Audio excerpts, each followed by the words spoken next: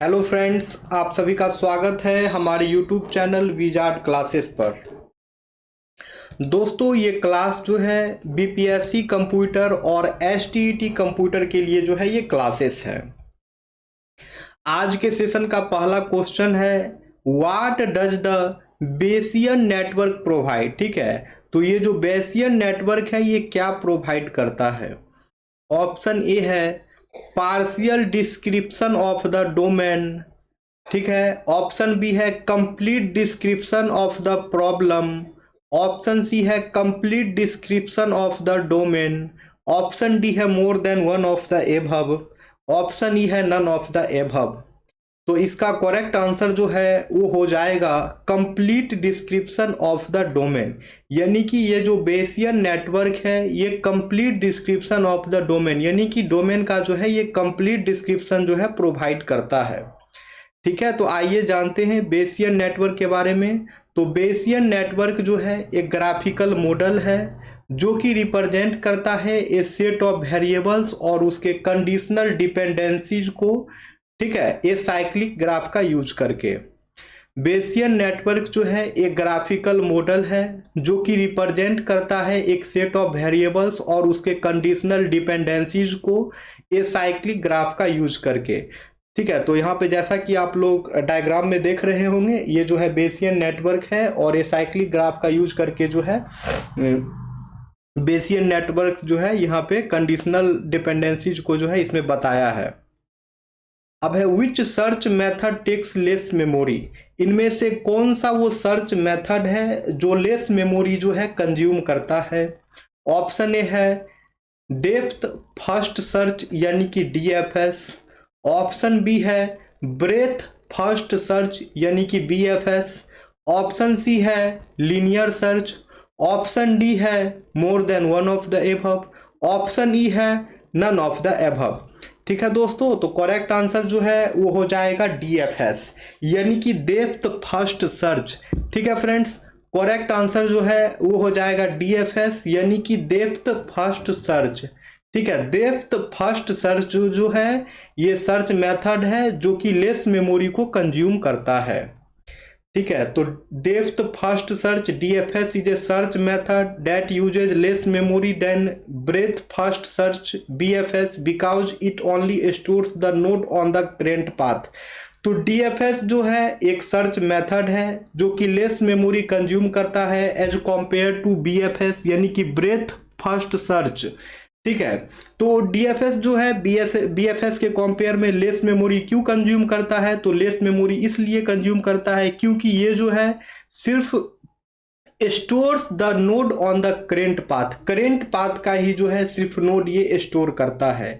ठीक है, डीएफएस जो है करेंट पाथ का ही जो है सिर्फ नोड स्टोर करता है, इसलिए जो है डीएफएस लेस मेमोरी कंज्यूम करता है। डीएफएस डेप्थ फर्स्ट सर्च और DFS algorithm is a recursive algorithm that uses the back tracking principle. ये जो डीएफएस एल्गोरिदम है ये एक रिकर्सिव एल्गोरिदम भी है और ये जो है बैक ट्रैकिंग प्रिंसिपल को यूज करता है।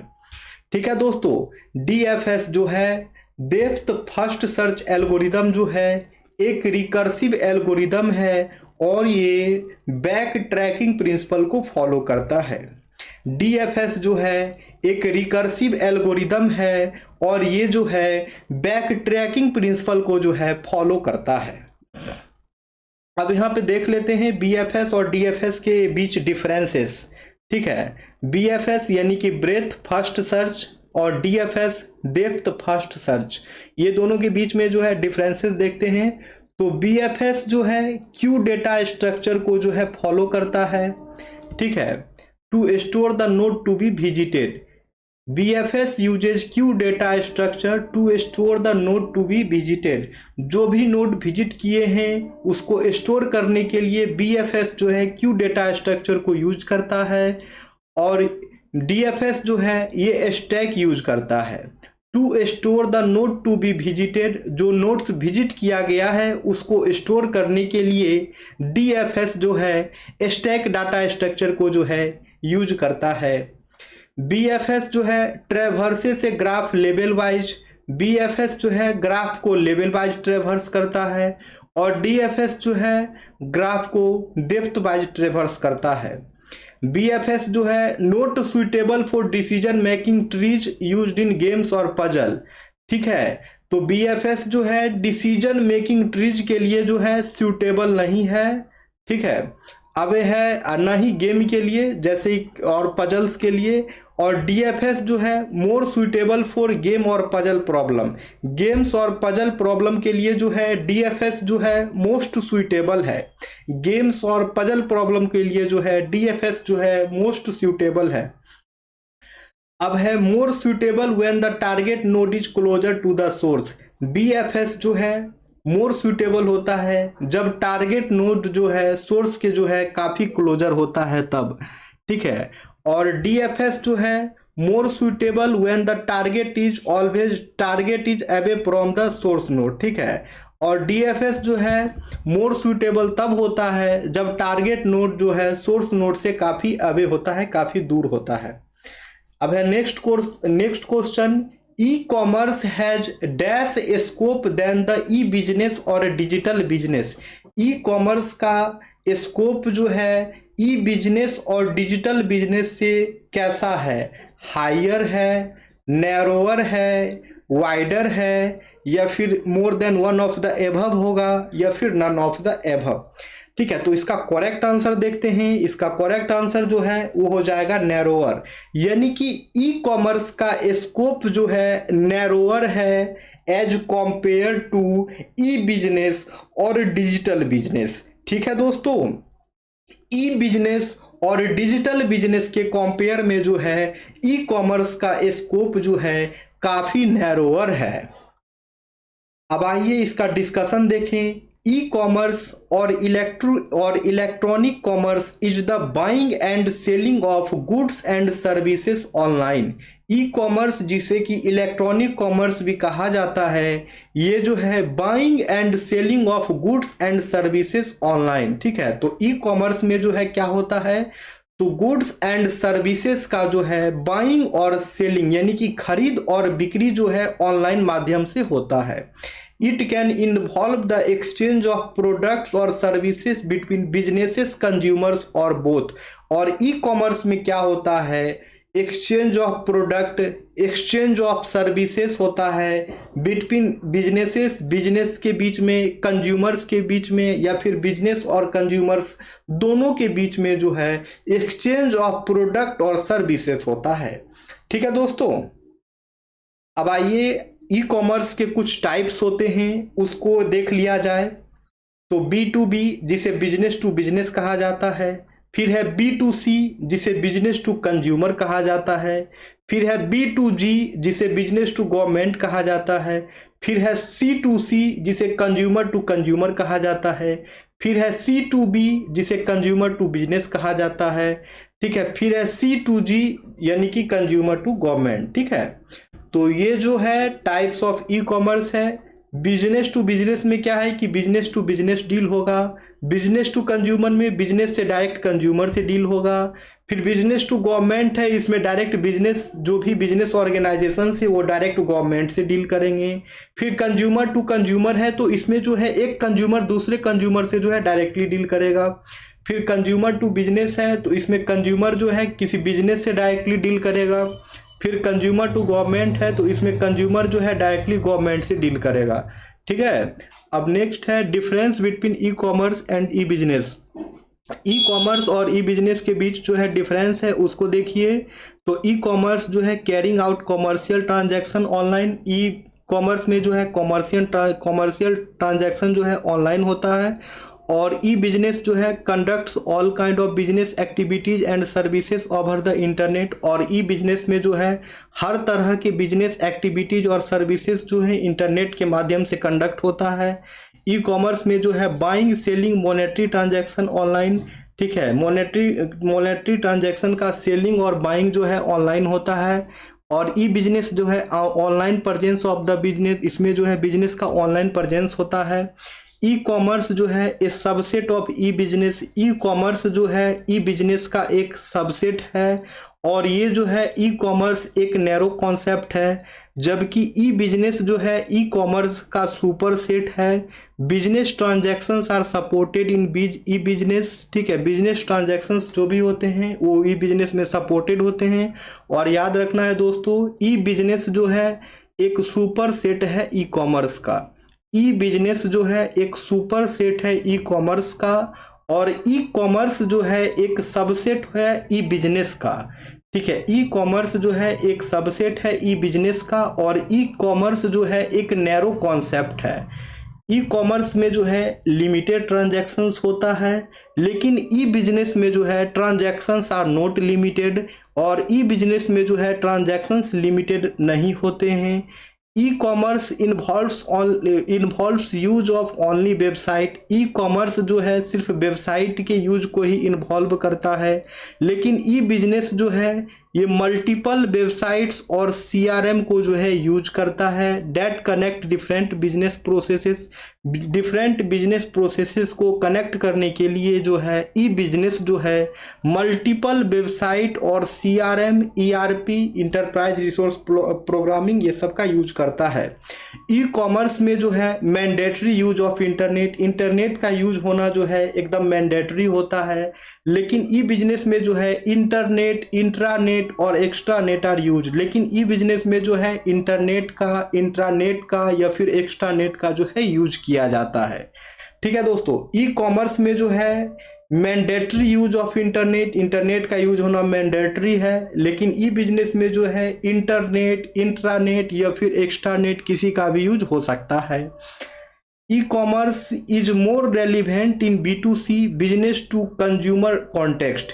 बिजनेस टू कंज्यूमर कॉन्टेक्स्ट में जो है ई कॉमर्स काफ़ी रेलिवेंट होता है।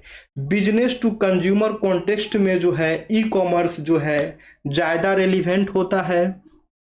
E business is more appropriate और टू B2B और बिजनेस टू बिजनेस कॉन्टेक्स्ट, और बिजनेस टू बिजनेस कॉन्टेक्स्ट में जो है ई बिजनेस जो है ज़्यादा एप्रोप्रिएट होता है, ठीक है दोस्तों। ई कॉमर्स जो है बिजनेस टू कस्टमर के लिए ज़्यादा एप्रोप्रिएट होता है, ज़्यादा रेलिवेंट होता है, और ई बिजनेस जो है बिजनेस टू बिजनेस के लिए ज़्यादा रेलिवेंट होता है। E commerce also cover external और outward business process. E commerce जो है एक्सटर्नल और आउटवर्ड बिजनेस प्रोसेस को जो है कवर करता है, और ई बिजनेस जो है ई कॉमर्स जो है एक्सटर्नल और आउटवर्ड बिजनेस प्रोसेस को जो है कवर करता है, और ई बिजनेस जो है it covers internal as well as external business activities और प्रोसेस। और ई बिजनेस जो है इंटरनल के साथ साथ एक्सटर्नल बिजनेस एक्टिविटीज और प्रोसेस को भी जो है ये कवर करता है, ठीक है फ्रेंड्स। और ई बिजनेस जो है इंटरनल के साथ साथ एक्सटर्नल बिजनेस एक्टिविटीज प्रोसेस को भी जो है ये कवर करता है। तो ये जो है ई कॉमर्स और ई बिजनेस के बीच में एक डिफरेंसेस था। आप लोग चाहें तो इसका स्क्रीनशॉट भी ले सकते हैं फ्रेंड्स, क्योंकि अब तो बीपीएससी में भी ई कॉमर्स पूछा ही जा रहा है। पहले था कि ई कॉमर्स और आईओटी बस एसटीईटी में आता था, लेकिन टीआरई 3 से जो है ई कॉमर्स और आईओटी जो है बीपीएससी में भी पूछा जा रहा है। इसलिए जो है ई कॉमर्स भी पढ़ना दोस्तों काफ़ी ज़रूरी है, इसलिए ज़्यादा डिटेल में इसका डिस्कशन था। तो अब है question number 4। This e commerce commercial enterprise model specifically specialises in selling services और प्रोडक्ट ऑनलाइन।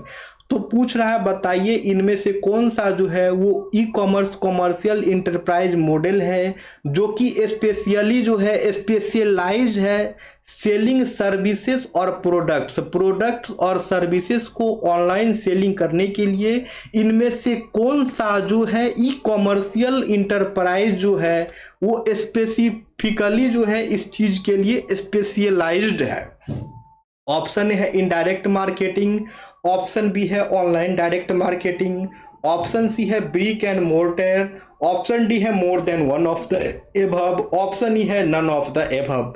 ठीक है दोस्तों, तो इसका करेक्ट आंसर जो है वो हो जाएगा ऑनलाइन डायरेक्ट मार्केटिंग। इसका करेक्ट आंसर जो है वो हो जाएगा ऑनलाइन डायरेक्ट मार्केटिंग। यानी कि ऑनलाइन डायरेक्ट मार्केटिंग जो है ये e commerce commercial enterprise model है, जो कि स्पेसिफिकली डिजाइन किया गया है, स्पेसिफिकली स्पेशलाइज्ड है प्रोडक्ट्स और सर्विसेज को ऑनलाइन सेल करने के लिए। अब आइए देखते हैं ऑनलाइन डायरेक्ट मार्केटिंग के बारे में। तो online direct marketing is a marketing technique. Online direct marketing जो है एक मार्केटिंग टेक्निक है that involves sending targeted message directly to consumers through online channels such as emails, social media and text messages. ठीक है, तो online direct marketing जो है एक मार्केटिंग टेक्निक है जो कि इन्वॉल्व करता है टारगेटेड मैसेज, टारगेटेड कस्टमर को जो है डायरेक्टली जो है उसे मैसेज कर सकता है ऑनलाइन चैनल्स के माध्यम से, ऑनलाइन मोड्स के माध्यम में, जैसे कि ईमेल हो गया, सोशल मीडिया हो गया, टेक्स्ट मैसेज हो गया। It is also known as direct response marketing. ठीक है, और इसे दूसरे शब्दों में जो है डायरेक्ट रेस्पॉन्स मार्केटिंग भी कहते हैं। तो इसमें क्या होता है, तो ये ऑनलाइन मार्केटिंग टेक्निक है।